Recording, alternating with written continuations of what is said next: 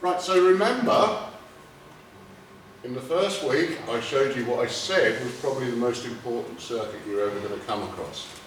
Now hopefully you'll start to see why that's so important now. Potential divider, right? R1, R2, so V out equals V in, R2 upon R1 plus R2. And you can solve for any values that you care to put in there. Now remember, I also told you that what that means is you can rearrange that equation for V out, well it's already in that formula. So you can tailor whatever you put in here, so the 10 volts in here, it doesn't matter. We can tailor this output here to be exactly the voltage we want using that trick, yeah? So I can make this output anything. Now that's a funny way of drawing a potential divider, and the way in which you normally see that drawn is more like this. So you can see VCC, which is voltage common collector, that's what that stands for. And here, so you've got a resistor here, you've got a resistor here, and you've got 0 volts here. That's a more traditional way of drawing a potential divider, but it's the same thing, because this point here, we're still going to call V out. So using a calculation, I can make that point anything I want. Okay? So, if I say I've got 12 volts going in here, somebody tell me what values of resistor I need to get 6 volts out.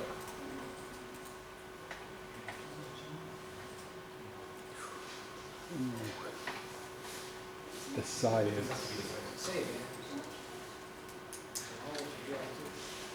The same is the answer, but what's the logic behind it? It's going to be divided, I mean, reduced to half to be a second, so you can see how. Well, a resistor drops a voltage across it, right?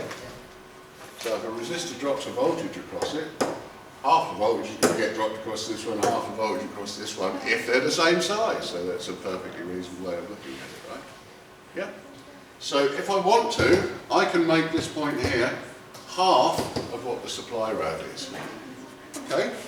So let's do that. So let's say this one here is 10k, that seems a reasonable value. That one there is 10k, that seems a reasonable value.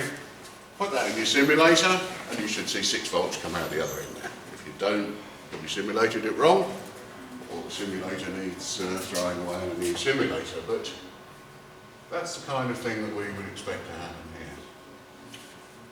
Now if I connect that to the transistor, so now I've got a transistor that's looking like this, same as it did before, and I connect that down to ground. What's going to happen now? So potentially I've got 6 volts going in here. Okay, I've got 6 volts going in there. This point here is connected to 0 volts, so I've definitely got my 0.7 drop across there. So this transistor goes into hard conduction, because that's what it does. So collector to emitter, it's short circuit, basically, it's like a switch. Well, what good's that? Because all it's done is shorted out the supply, so my transistor's now gone pop, because it just can't cope with the amount of current, which in theory is unlimited, right? So it's just gone pop, because it's turned itself on, because it sees a volt drop across here, and it goes into hard conduction. How do we stop that? Well, the obvious way is to put a resistor in here, so you've got an emitter resistor, and inside here we've got a collector resistor. We can make those reasonably any size we wanted, as long as there are a few tens or hundreds of ohms, but let's just say, let's put 1k here, we'll put 1k here. Now in the start condition, what we've got is this point here is 0 volts, and so is this point. If the transistor's off, it's no different. So this 6 volts here then sees this nice drop across here, which then puts this into conduction. Now if these two here are the same, if I take my output, say from here, then that should be pretty much the same as the voltage that I put inside here. So in other words, I've turned the transistor half on and half off, So that's 6 volts there. That means that this point here should be 6.7 volts. Now if you imagine the transistor's not there, we've just got that connection between those two resistors. Now we're back to a potential divider where you can work out what's going on there. So that transistor is now in its transitioning region. So if it's a switch, it's off, on. That's all it knows. But what we're doing here is we're saying, well, we want it to be somewhere on this nice line here. Because if it's on that nice line there, then we can do what we said originally, is instead of having a switch, we can have an amplifier. Because we start to move it in and out of that region. Now the only thing that I need to do to that circuit is turn it into an amplifier is to put an AC signal in there, and it can be quite small as well. This is just a power amplifier, but you put a small signal inside here, put a couple across the capacitor, because that's what capacitors do, they're through high frequency. But the conditions for this circuit, the DC conditions for this circuit are already formed.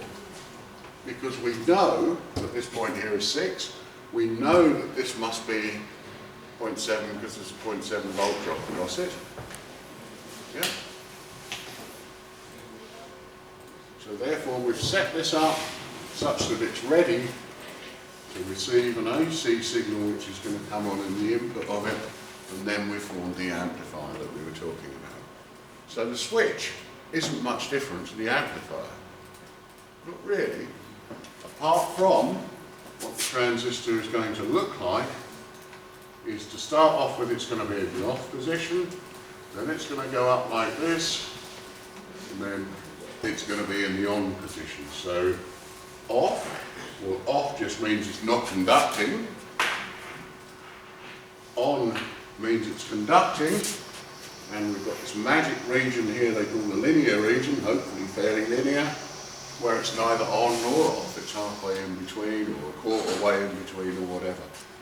That's the bit where if we put our signal in on this, that's where we can exploit it, because we can either amplify the power or the voltage, depending on what our choice is. So that's the magic that can happen across this. But the key thing to it happening is that 0.7. That voltage drop across the NPN or back across the other side. If it's the other way around, yeah. And I believe earlier I said 6.7, but actually I mean, because it's a volt drop, so it's actually 5.3, so I made a mistake there. So it's a volt drop across the diode, yeah. Does that make some kind of sense?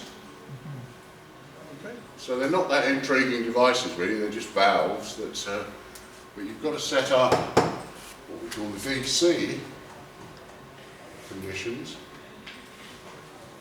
In other words, this couldn't amplify if it was at 0 volts, and it couldn't amplify if it was at 12 volts. But if it's in the middle somewhere, it can go up a bit, or it can go down a bit, so we can use it in a useful way.